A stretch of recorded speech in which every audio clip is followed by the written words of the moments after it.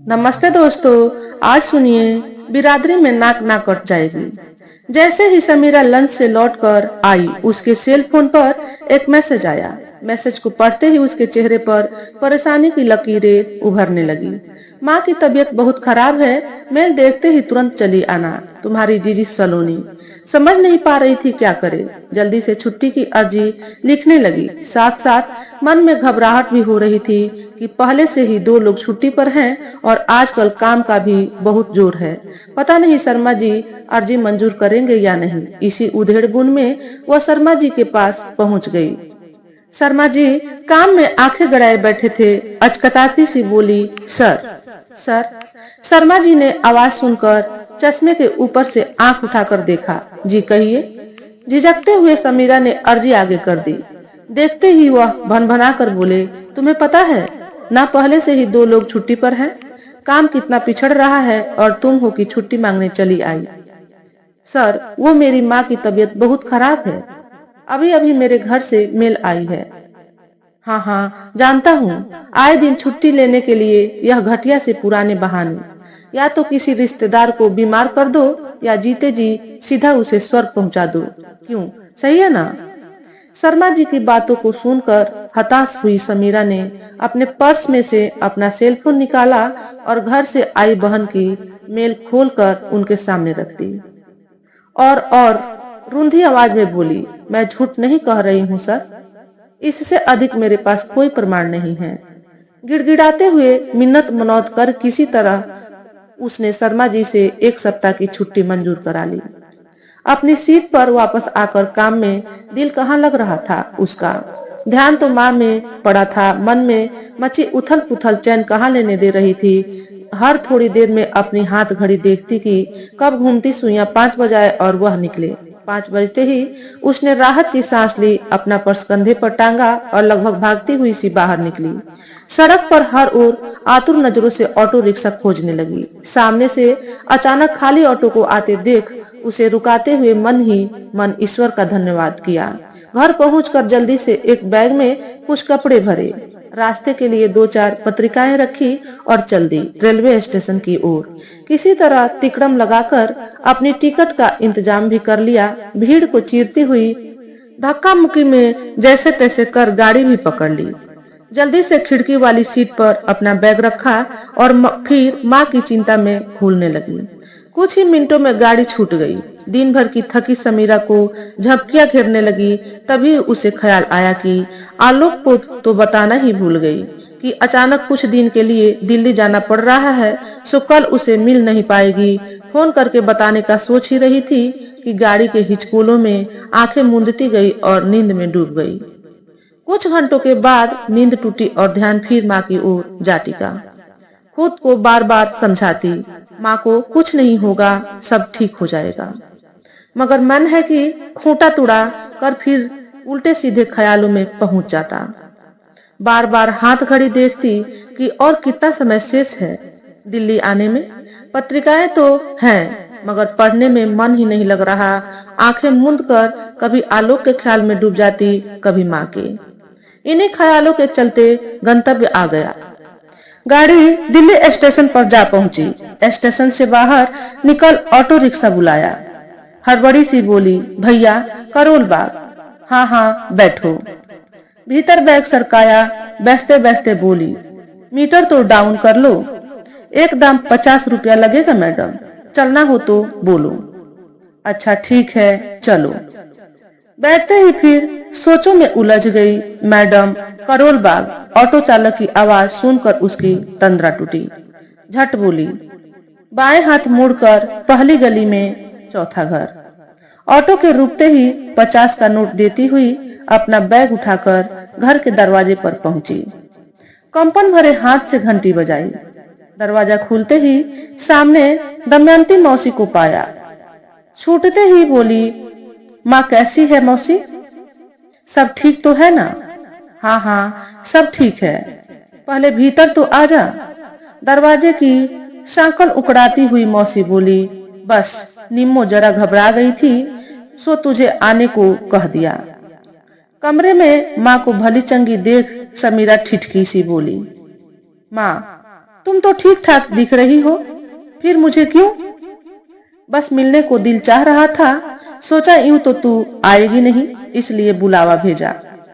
खिजी सी आवाज में समीरा बोली, माँ तुम भी ना, कहकर चुप हो गई। थोड़ी ही देर में मौसी चाय नाश्ता ले आई।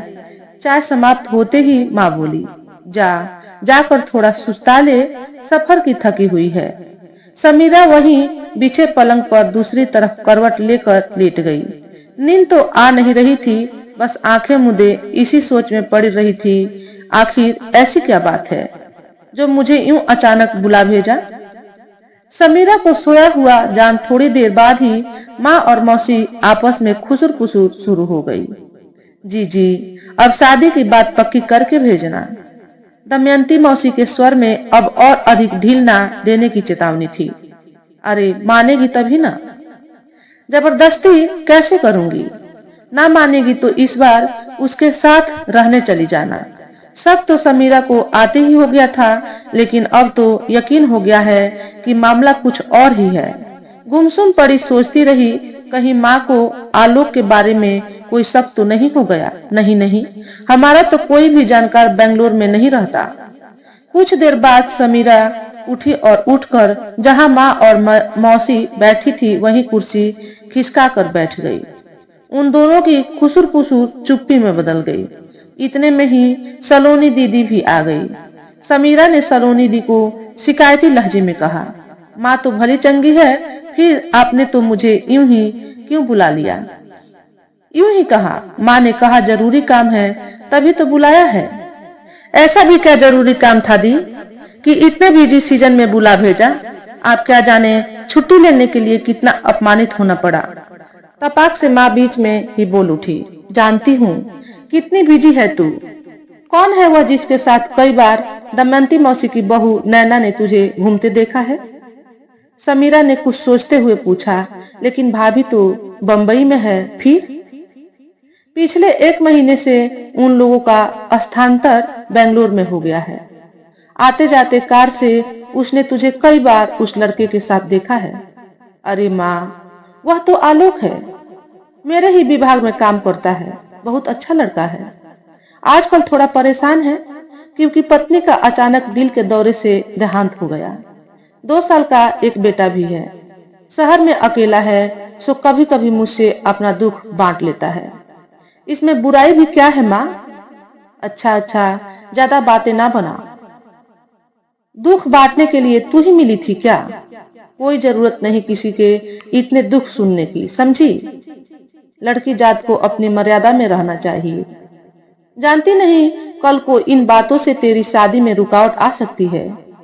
क्यों माँ, लड़कियों का दिल नहीं होता या भावनाएं नहीं होती? उन्हें अपनी इच्छा से जीने का भी हक नहीं है क्या? नहीं, मैं नहीं मानती इन बेतुकी बातों को। माँ की आवाज कुछ और सख्त हो गई। बस रहने दे, अपने पास ही रख अपनी नई सोच को और मेरी बात को ध्यान से सुन। दमयंती मौसी ने एक रिश्ता बताया है। खाते पीते लोग हैं, घर में ठाठ बाट है, लड़का पढ़ा लिखा है और सरकारी नौकरी कर रहा है। समीरा के कुछ कहने से पहले ही मौसी बीच में बोल पड़ी। समीरा के साथ ही तो कॉलेज में पढ़ती थी उसकी बहन। समीरा उसकी बहन का नाम सुनते ही बोली, जानती हूँ, उस लड़के को नीरा लफंगा, सारा दिन आवारा घूमना, लड़कियों को फिक्रे कसना। पिता पुलिस विभाग में काम करते हैं और उनका काम हर नरम गरम से घूस ऐंठना है। हराम का पैसा जो आता है, ठाट बाट तो होंगे ही। ऐसे लड़के से विवाह कदाचित नहीं। बिना कुछ सोचे समीरा फटाक से बोल उठी, माँ, मैं शादी करूंगी तो आलोक जैसे लड़के से।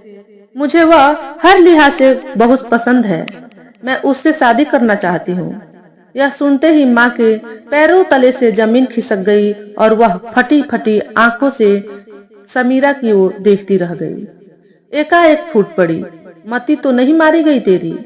विधु से ब्याह करेगी क्या? और उस पर एक बच्चा भी? लोग क्या कहेंगे? समीरा भी बिफर गई। लोगों को जो कहना हो वो कहे, मुझे किसी की कोई परवाह नहीं है। विदुर है, कोई दुष्चरित्र तो नहीं, पढ़ा लिखा सभ्य इंसान है। यदि बच्चा भी है तो क्या हुआ? किसी का सहारा बनना मेरी निगाह में तो किसी पुण्य से कम नहीं। बिरादरी में नाक ना कट जाएगी। यह सब सुनकर तो सलोनी से भी चुप न रहा गया। तपाक से बोल उठी, कौन सी बिरादरी की बात करती हो माँ? पिता की मृत्यु के बाद किसने तुम्हारे दुख को बांटा? क्या इतने वर्षों से तुम अकेली ही नहीं जूझ रही हो? रूढ़ियों से बाहर निकलो माँ। याद है ना, इसी हठ की वजह से तुम्हारे बेटे ने कितनी दूरी बना ली तुमसे। क्या कमी थी भैया की पसंद में? लचकी डाली सी थी वह सुंदर पढ़ी लिखी डॉक्टर लड़की, पर तुम्हारी जीत थी कि जात बिरादरी से बाहर शादी नहीं होगी। समय बदल चुका है माँ, क्यों नहीं समझती हो कि तुम्हें स्वयं को बदलना होगा। तुमने भैया की भावनाओं की जरा भी परवाह की होती तो वह कोर्ट मैरिज करके विदेश न चले जाते। अपने हट के आगे रिश्तों को कब तक यूं न्यौछावर करती रहोगी? पर माँ कब टली? वह तो अपनी जीत को लिए बैठी रही। समीरा भी टस से मस नहीं हुई। माँ कभी गुस्से से कभी प्यार से समझाती रही कि आलोक का ख्याल दिल से निकाल दे। आखिर समीरा के वापस जाने का दिन आ गया।